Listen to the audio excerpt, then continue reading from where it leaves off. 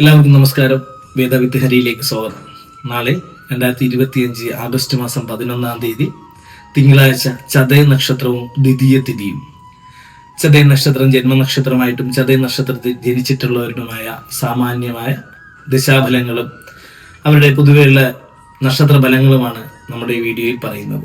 ചതയ നക്ഷത്രക്കാരെ സംബന്ധിച്ച് ഈ വർഷം വ്യാഴത്തിന്റെ രാശിമാറ്റം 5-ലേക്കും ശനിയുടെ രാശിമാറ്റം 2-ലേക്ക് 7 ശനിയുടെ സമയവും രാഹു ചന്ദ്രലഗ്നത്തിൽ കുംഭൻ രാശിയിൽ സഞ്ചരിക്കുന്ന സമയമാണ്. 7 ശനിയുടെ അവസാന കാലഘട്ടമായതിനാൽ പലവിധത്തിലുള്ള ക്ലേശങ്ങളും ഇവരെ അലട്ടാം. ലഗ്നത്തിലെ രാഹു ധനപരമായ നഷ്ടങ്ങൾ വരുത്തിവെക്കാം. 5-ലെ വ്യാഴം ഗുണപരമായിട്ടുള്ള അനുഭവത്തെ നൽകും. ചതയ നക്ഷത്രക്കാർ പൊതുവെ പുറമേ പരോക്ഷമായിട്ട് സംസാരിക്കുമെങ്കിലും ദുർബല മനസ്സിനുടമയായിരിക്കും അവർ. ചെറിയ ചെറിയ കാര്യങ്ങളിൽ പോലും പെട്ടെന്ന് സങ്കടം വരുന്നവരാണ് ഈ കൂട്ടർ. കഷ്ടപ്പെട്ട് ജീവിത നിലവാരത്തെ ഉയർത്തുന്നതിനായിട്ട് പ്രയത്നിക്കുന്നവരും കുടുംബത്തിന് വേണ്ടി പ്രയത്നിക്കുന്നവരുമാണ്. രാഹുർദശയിലാണ് ഇവരുടെ ജനനം. ശരാശരി 8 വയസ്സ് വരെ രാഹുർദശയെ കൽപ്പിച്ചാൽ ശേഷം വ്യാഴദശാകാലം.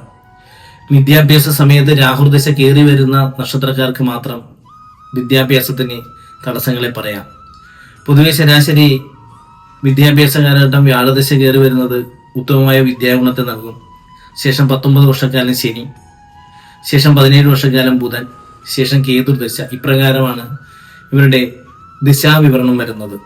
നാളത്തെ ദിവസം ഇവരെ സംബന്ധിച്ച് തൊഴിലുകളിലൊക്കെ പ്രത്യേക ശ്രദ്ധ കൊടുക്കുന്നത് നല്ലതായിരിക്കും. ധനപരമായിട്ടുള്ള നേട്ടത്തെ ഫലമായിട്ട് പറയാം.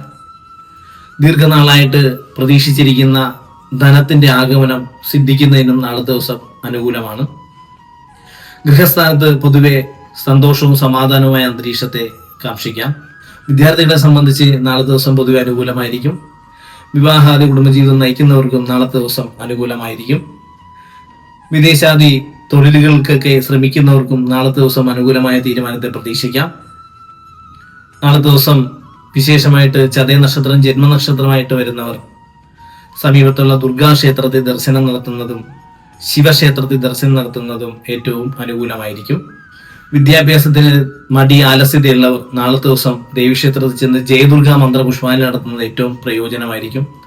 തൊഴിൽപരമായിട്ട് തടസ്സങ്ങൾ നേരിടുന്നവർ നാളത്തെ ദിവസം ദുർഗാക്ഷേത്രത്തിൽ ചെന്നിട്ട് പായസ നിവേദ്യാദി വഴിപാടുകൾ കഴിക്കുന്നത് ഏറ്റവും ഗുണഫലത്തെ നൽകുന്നതാണ്. സ്വന്തമായിട്ട് ബിസിനസ്സുകളും തൊഴിലും ചെയ്യുന്നവർ ധനപരമായിട്ടുള്ള ആഗമനത്തിന് വേണ്ടിയിട്ട് ദേവീക്ഷേത്രത്തിൽ ശ്രീ സൂക്ത മന്ത്രം കൊണ്ട് അർച്ചന നടത്തുന്നത് നാളത്തെ ദിവസം വിശേഷമായിട്ട് ആചരിക്കേണ്ടതായ വഴിപാടുകളാണ്. ചതയ നക്ഷത്രം ജന്മനക്ഷത്രമായിട്ടുള്ളവരും ചതയ നക്ഷത്രത്തിൽ ജനിച്ചിട്ടുള്ളവരും നാളത്തെ ദിവസം പറഞ്ഞതായ വഴിപാടുകൾ ആചരിക്കുന്നതും വിശേഷം ദുർഗാദേവി ക്ഷേത്ര ദർശനം നടത്തുന്നതും നാളത്തെ ദിവസം അനുകൂലമായതിനാൽ എല്ലാവരും അപ്രകാരം വഴിപാടുകൾ ചെയ്യുക. എല്ലാവർക്കും ശുഭദിനത്തെ നേരുന്നു. നമസ്കാരം.